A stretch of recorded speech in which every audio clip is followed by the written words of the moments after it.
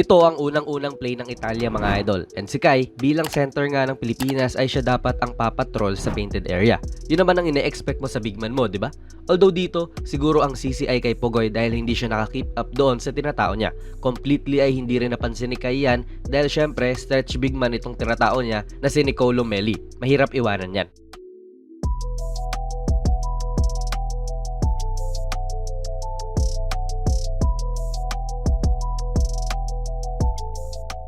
Obviously, itong Gilas perimeter-oriented and okay lang naman yun. Mayroon kang JC na isang malupit na scorer eh. At okay din po itong high pick play nila ni JC na na-utilize din yung laki ni Kai kapag nagro-roll na siya. Kita nyo na itong sina Fontecchio at Polonara ay lumapit dyan ng kaunti at medyo nahihigop ni Kai yan dahil sa laki niya. Dagdag mo pa na si Clarkson din himself ay may nahihigop na ibang defenders. And bilang siya nga po ang biggest player sa court, I think sana dinalasan nila yung ganitong mga looks kay Kai na tila ilalapag niya na lang yung bola. Kaso, yun lang ang puntos niya this game.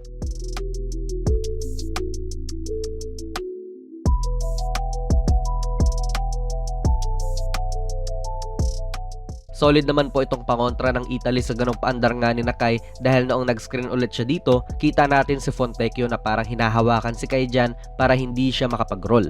Foul ba to? Posible. Pero medyo lenient po itong mga referee sa mga ganyang contact and kita nyo naman, naging epektibo to para ma-prevent si Kai na basta na lang mag-roll sa basket.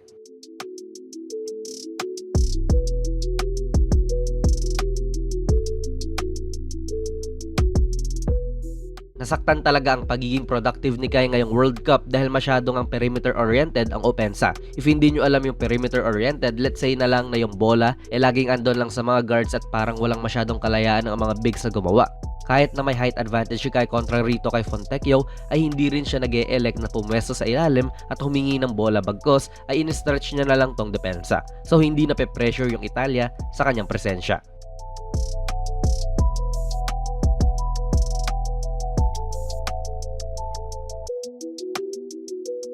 Itong si Nicolo Melli ay markado naman ng stretch big man nga ng Italia. So bilang tinatao nga siya ni Kai ay mas challenging to dahil hindi lang loob ang kailangan niyang protektahan kundi pati na rin po yung labas. So good job dito kay Marcos Piso sa pag-attract kay Kai dyan at masyadong mabagal si Kai sa kanyang recovery dito.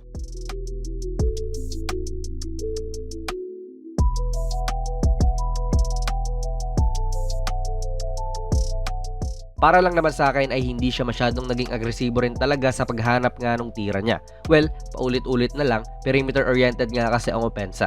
So baka nilalaro lang ni Kai yung gustong ipagawa ni coach sa kanya. Katulad dito na pwede sana niyang isil si Melli ng saglitan and kung wala naman edi aalis na lang siya dyan kasi baka mag 3 seconds siya. Pwede rin na humingi siya ng palobong pasa at maaaring ma-attract niya tong si Polonara or kung sino man. Tulad lang din sa ginagawa nito ni Aaron Gordon. Hindi man si Kai yung pangbanggaan type talaga pero mas malaki pa rin talaga siya sa mga to, so mag-aalala pa rin ang depensa sa kanya. 6'9 lang po itong si Melli pero wala. Si JC ang nagpapatakbo ng show.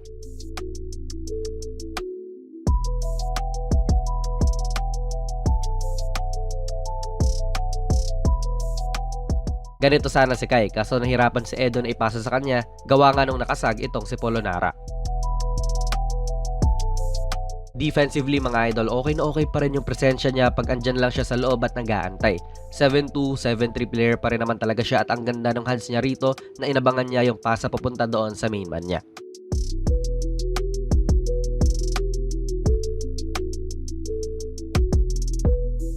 May mga instances din na hindi nagba-box out si Kai and nag-contribute din siguro yan sa pagkaka-bench niya noong second half.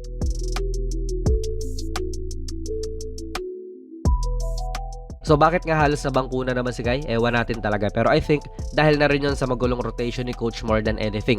Alam niyo naman na yun. May mga errors si Kai, oo, pero kita rin natin yung body language niya na mukhang hindi siya nagagamit ng tama. Sa laro na ito, never siyang nagkaroon ng possession na siya yung didiskarte kontra sa kalaban niya.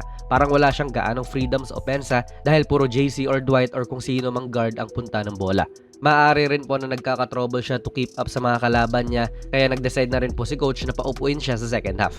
Pero sa tingin ko sa laban mamaya kontra South Sudan ay mas kakailanganin ng kanyang size dahil marami ring naglalakihang players ang SSD. Sana talaga mas mababad siya. Alas 8 ang laban mamaya mga idol. Sana makabawi itong si Kai. Ano po ang masasabi niyo sa video natin ngayon? Ilagay niyo lang po ang inyong mga komento sa ating comment section. down below. Kung nagustuhan nyo po ang ating video ay pipindot na lang idol ng like button, mag-subscribe ka na rin sa ating channel at ako nga pala si Jonas PB and as always, hanggang sa muli.